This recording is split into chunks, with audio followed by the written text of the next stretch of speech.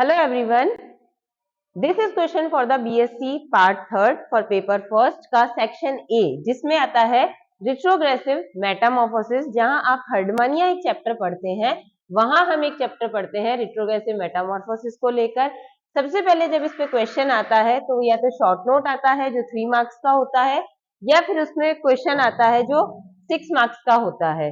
अब आपको ये होना चाहिए कि हमें 6 मार्क्स के क्वेश्चन और 3 मार्क्स के क्वेश्चन में क्या लिखना है।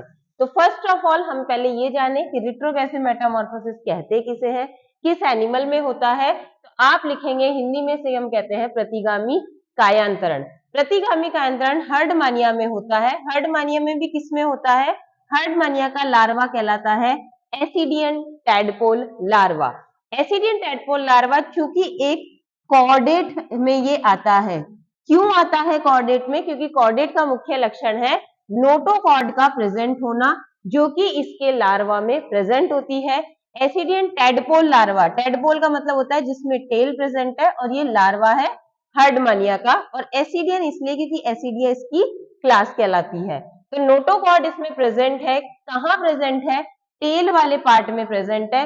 तो ये जानिए कि रिट्रोग्रेसिव मेटामॉर्फोसिस या प्रतिगामी कायांतरण होता है जिसमें पूरी तरह से एनिमल में चेंजेस आ जाते हैं, उसका कायांतरण हो जाता है, उसकी प्रकृति को लेकर, उसके खाने को लेकर, उसके न्यूट्रिशन को लेकर पूरा उसमें चेंजेस हो जाते हैं।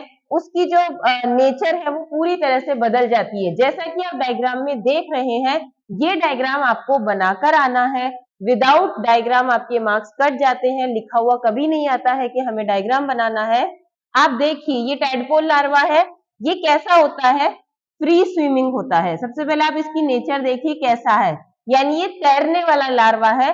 लेकिन हर्डमानिया कैसा होता है? सेडेटिव होता है, एक ही जगह पर रहने वाला होता है। तो इसकी प्रकृति कैसी हो जाती है? एक ही जगह पर रहने वाली। इसमें आप चेंजेस देखिए क्या हो गए, इसकी बॉडी स्ट्रक्चर ही चेंज हो जाती है। अब आप इसे लिखना कैसे स्टार्ट करेंगे कि सबसे पहले जब प्रतिगामी कायांतरण होता है तो कुछ अंगों का लोप हो जाता है। लोप होने का मतलब वो गायब हो जाते हैं, जैसे कि टेल। आप देखोगे यहाँ पर टेल नहीं है, बॉडी एक प्रॉपर शेप में आ गई होती है, टेल गायब हो जाती है। अब आप देखोगे जैसे ही टेल गायब होगी नोटोकॉर्ड भी गायब हो जाएगी। लेकिन यदि लाइफ के किसी भी पार्ट पर जब नोटोकॉर्ड परसिस्ट करती है तब हम उसे कॉर्डेट में रखते हैं। फिर आप इसके बारे में लिखोगे कि ये एक ही जगह पर रहने वाला प्राणी बन जाता है। इसमें पाए जाने वाला जो हार्ट होता है वो बहुत छोटा हो जाता है। क्यों? क्योंकि ये इसमें बहुत ज्यादा मेटाबॉलिज्म की क्रिया नहीं हो पाती है। साथ ही यहाँ पर अपर्चर का निर्माण हो जाता है जिसे हम कहते हैं एट्रियल अपर्चर, ब्रैंकियल अपर्चर। उसके नीचे साइफन्स बन जाते हैं जो कि इसमें फेफड़ों की तरह काम करते हैं। ब्रैंकियल साइफन, एट्रियल साइफन, ये इसी के नीचे नाम के होते हैं। Branchial siphon, atrial siphon. यहाँ पर कोई भी बॉडी कवर नहीं है, कोई टेस्ट प्रेजेंट नहीं है, लेकिन यहाँ पर क्या बन जाती है? टेस्ट बन जाती है, बॉडी प्रॉपर बन जाती है। बॉडी डिवाइड हो जाती है किसमें? Anterior part, posterior part, dorsal part और वेंट्रल पार्ट में। लेकिन आप देखेंगे कि बिल्कुल चेंजेस जो है वो होने लग जाते हैं। तो इस कायांतरण को हम क्या बोलते हैं? प्रतिगामी कायांतरण।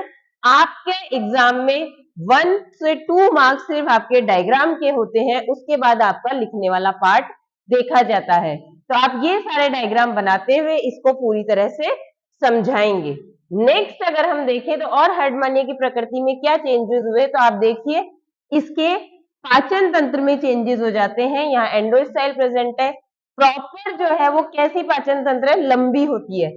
लेकिन यहाँ आते आते वो जो इसके अंदर हम एक ही पार्ट में डायग्राम दिखा रहे हैं तो यहाँ पर वो दिखाई नहीं दे रही है, लेकिन डाइजेस्टिव सिस्टम इसका चेंज हो जाता है एक ही जगह रहने के कारण। दूसरी बात इसमें और जो चेंजेस होते हैं, जैसे कि यहाँ सीलिएटेड फनल प्रेजेंट है। जब आप इसमें नीचे की तरफ जाओगे तो ये सीलिया धीरे धीरे कम होते जाते हैं। हालांकि ये है सीलियरी फीडर ही, लेकिन जितने सीलिया इसमें प्रेजेंट होते हैं उससे कम सीलिया जो है वो एडल्ट में प्रेजेंट होते हैं। तो प्रतिगामी कायांतरण में जो लार्वा है उसमें जो चेंजेस होते हैं वो वापस से किस मोड पर आ रहे हैं, किस तरीके से उनमें चेंजेस हो रहे हैं, ये हमें पूरा डिटेल में बताना होता है। ये आपका एक क्वेश्चन है जो आपको इस तरीके से क्या करना है? लिखकर आना है, इसमें नंबर पूरे आने के चांसेस रहते हैं। Thank you.